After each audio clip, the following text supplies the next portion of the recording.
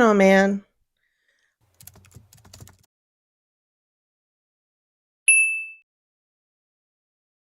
Hi, welcome to Ashburg, and welcome to the start of a new series on my channel called The People versus BookTok. Whenever I'm on Goodreads or I'm on BookTube or something, I always see people talking about how they got a book recommendation from BookTok, and a lot of times after they read it, they're like, I hated it, and a woman of the people, don't want people to be fooled anymore. So this series is about picking a book that's been super popular on BookTok, or you know what, to be fair, we'll toss BookTube in on there too, but we're not gonna add it to the title because we don't have that kind of character space. I'm gonna read it, I'm gonna talk about it. At the end of the video, we're gonna come back and discuss my final thoughts and its sentence. We are going to treat every book we read as a lawsuit. And if the book is good, then BookTok goes free, lives on to fight another day. But if the book sucks, but if the book is bad,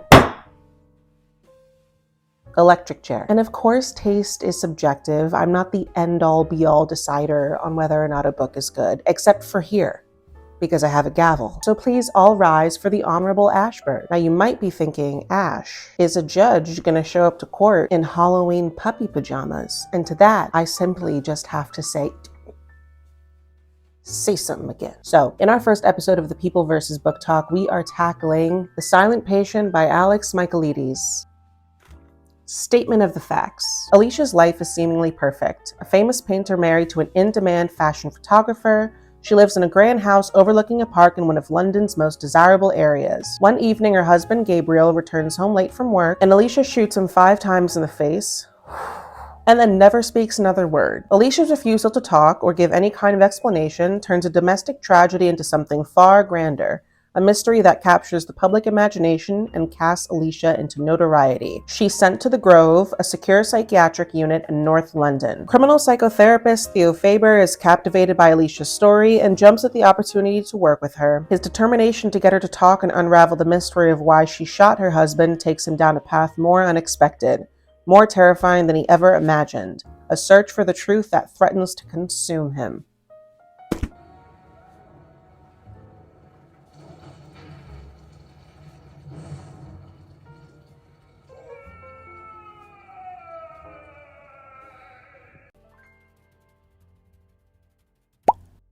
Let's talk about Theo Faber. Here's the thing about Theo. So I've gotten a pretty decent way through The Silent Patient, and I have to say, I hate Theo. But before we get to Theo, and we will be getting to Theo, let's discuss the book so far. So the book's primarily told in first person through Theo's eyes, but we also get to read Alicia's journal entries leading up to Gabriel's murder. Alicia's journal entries so far have been the most interesting point. I mean, she shot the guy 5 times in the face. I want to know why. I want to know how we got from point A to point shot 5 times in the face. The thing with the journal entries, though, is that I have to take them with a grain of salt because this is a thriller. And not only is this a thriller, but it's a thriller that people say has a really shocking twist. So right now, my guard is up. I'm very suspicious of everything, and I don't trust anything that I read, except for Theo slander. I'll take that. So while I want to get into Alicia's mind, I also have to operate under the assumption that everything that she writes is a lie, and she's some type of criminal mastermind. But we are going to keep an eye out for what Alicia has to say about her own situation. As for Theo, the reason I don't like Theo is because he has severely imprinted on Alicia. His point of view bleeds with this mindset that he is the one to come and save her. He's the one to crack her open. He's the one to help her, and nobody else has the chops to do it. Very quickly and very easily overstepping boundaries with Alicia's family members, ignoring the advice of everyone at the hospital because he thinks that he just knows so much better than everybody else. Skeezy. She's like his manic pixie dream girl. It's disgusting, and I hate him. And don't get me wrong, I expect that he's going to have some type of fascination with her case. I'm fascinated with her case, and I'm not there. But the lengths that he's going and the way that he speaks about her sends shivers down my spine. Also, I have to note how hilarious it was to me that we got chapters and chapters of Theo's backstory, his life, his upbringing, which, to be fair, was very abusive, and we heard all about his like upward trajectory, becoming a doctor, whatever. And we also, of course, got the whole story with Alicia. And then after all of that, Yuri, one of the other nurses there, is like, "Oh, are you married?" And he's like, "Yeah, I have a wife." And I'm like, "Wife? After all this, you have a wife? We spent all this time talking about what you're up to these days, and you didn't mention you had a wife?" Her name's Kathy. We just found out about Kathy. And I'm not trying to bust up Kathy's marriage, but she might be wasting her time. Overall, though, the book's okay so far. The premise itself is very interesting. I don't know if I'm like loving the execution so far. I think it's just been a lot of Theo. And now he's kind of launching his own investigation to find out what happened to her. So I expect things to pick up pretty soon. But right now, it's okay. So I just read a little bit further, and we are not on Kathy's side. We are not on Kathy's side.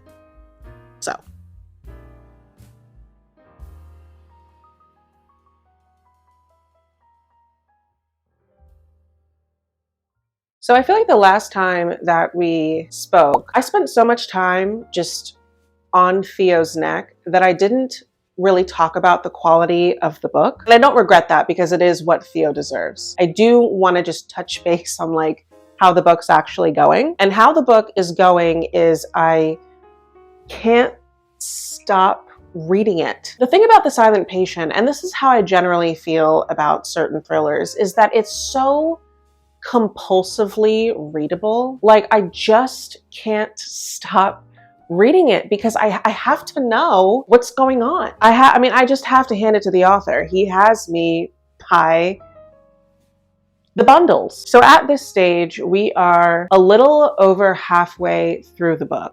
So far in the book, it has been basically Theo has decided to hell with policy. I'm just gonna stalk everybody that Alicia knows. He was explicitly told not to do this because he's not a cop, but he's taken it upon himself, because he's a freak, stalk everybody in Alicia's life, anybody who knew her, try and get her full story. And from a concerned citizen's point of view, I'm horrified by this kind of behavior. Like, you are a doctor, you're a psychotherapist. So as a concerned citizen, like, I'm like, yo, relax. As a reader and a generally nosy person, every time Theo's in the room with somebody, I'm like peeping behind the corner.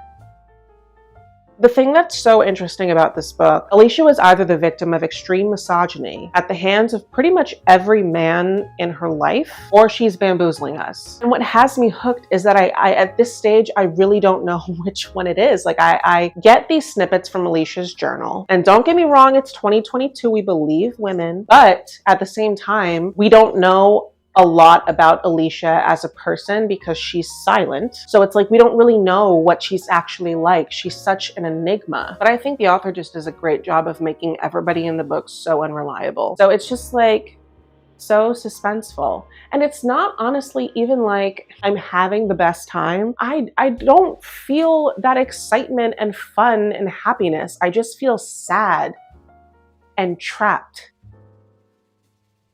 Can you hear my stomach growling from my quesadilla?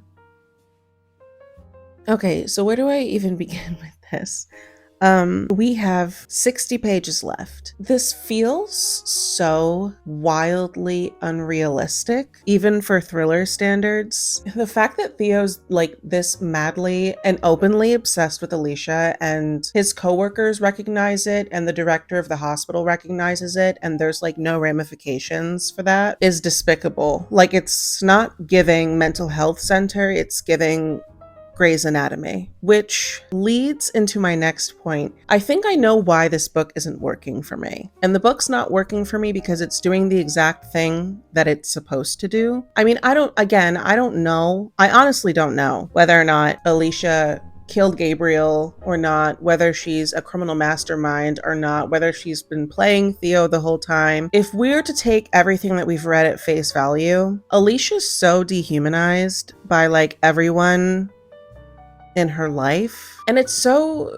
frustrating and sad to read. Everything that we learn about Alicia is filtered through Theo's eyes, and he's obviously not reliable because he's so obsessed with her, and she's by far the most interesting character, but she just gets relegated to like this background character, an object of Theo's affection while he goes around and investigates her life. And I think that's what's throwing me off. But at the same time, that's the point. Like, I think that's the point the author's making, is that this woman is just, she's the background character to her own life. Like, this whole story is about her, but it's not about her. The men in this book haven't allowed her own story to be about her. It's about them and how they feel about her. Does that make sense? So even if I recognize that, it doesn't mean that I like it. And it doesn't mean that it's interesting for me to read. I don't know, man.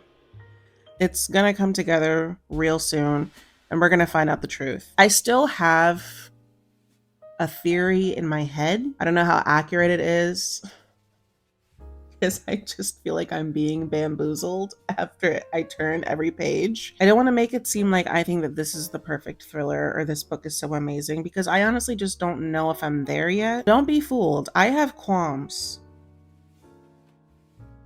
I have qualms.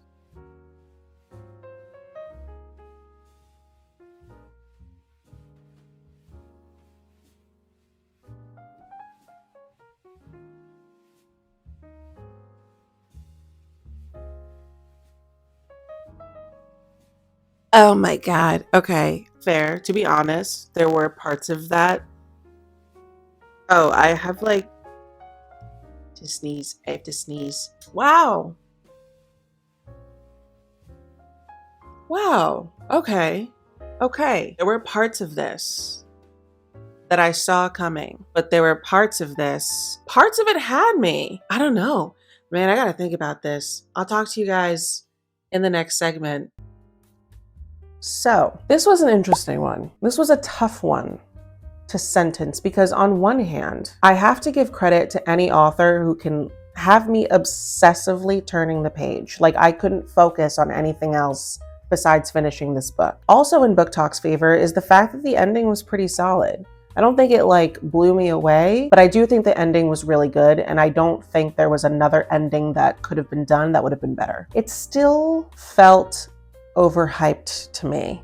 I still don't know what distinguishes this book from so many other thrillers I've read other than a quote unquote shocking ending. I guess that has to be it. And I can totally respect that, but just because, you know, the ending was really shocking doesn't mean the rest of the book I thought was incredible. I thought the hospital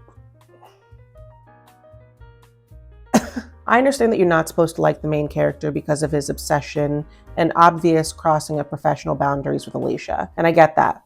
I still don't like him. I still would put this gavel on his kneecaps. The setting of the hospital was not realistic at all. The just bold unprofessionalism and lack of concern for Alicia's well-being, even though they see the fact that Theo is obsessed with her. Hate that attitude, didn't find it believable. That being said, in the case of the People versus BookTok, The Silent Patient, I, the Honorable Ashberg, find BookTok not guilty, but for making me have to go through Theo Faber's point of view.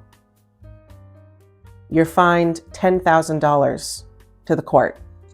So by the time it was over, I think I gave this book like a really soft 3 stars, maybe 2.75. It's not my fault. She was described as the perfect thriller. Somebody, who said it? AJ Finn.